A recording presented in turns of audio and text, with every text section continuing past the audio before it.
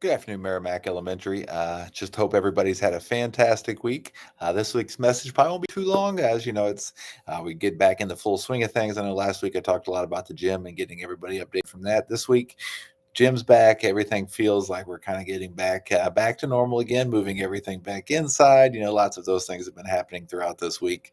It's hard to believe, as crazy as it all is, but it's already the middle of November, which means that we're going to be looking at Thanksgiving right around the corner. Winter break's not going to be that far away, so things from here until the end of the year typically gets to be a pretty quick. It tends to happen really fast, and I mean the end of the calendar year, not necessarily the school year. But so just want to touch on a few things today. First, this week, with November, what I've been talking to the kids about each morning on morning announcements, as we've been kind of leaning into November as being that time for thankfulness. With Thanksgiving in that month, it's a great time to be practicing gratitude, thinking about things that we're grateful for. How can we do things that someone might be grateful for? So like yesterday was World Kindness Day, so we talked a lot to the kids about how can we be kind to one another? How can we be those things, be that person that somebody else might be grateful to be able to sit next to, or to be able to be around and to have in their lives. So we've been talking a lot about gratitude each day. So I would just encourage you, if you have a few minutes in your evening times, to be thinking with them about what are some things that they are grateful for.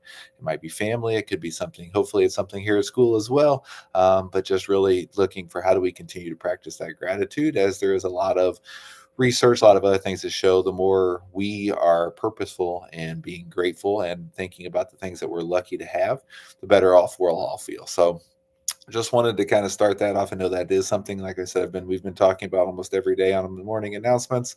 I know different people have been working it in a variety of ways, but it might just be a great way to make that home and school connection. If you guys have a few minutes just to kind of talk to your kids about what you're grateful for, and encourage them with the same thing as well.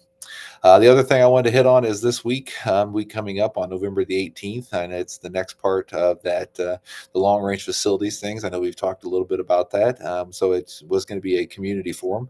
Last few community forums, people have came to the high school. We've gone through some of the different plans, some of the different processes, and talked about what they're looking for with this and what's came out of the long range facilities things. This one's going to be just a little bit different. They're encouraging people to come and actually see what we're talking about with some of the facilities. So there will be tours that'll be taking place both here and at Glen Ridge, as we're the two oldest buildings, and kind of looking through what are some of the issues that we face, how have these impacted different things within the classroom. Really kind of understanding, yes, there's some great things about having a building that was built in 1938, but there's also some challenges that come along with that, and there's some limitations that puts on us, some different things that we also face and we come up against that not everybody else does. When you're in the world of education, there might be some schools and other things like that that are able to do some different things than what we are, both from what we can offer, but also, like I said, what we can do. But then there's just also looking at it from a community standpoint of what do we want our community resources and our buildings to be like. When we think about a public school, they are a community resource. It's not just about a school. It's about how, what are we bringing in? How are we encouraging people to move into our area?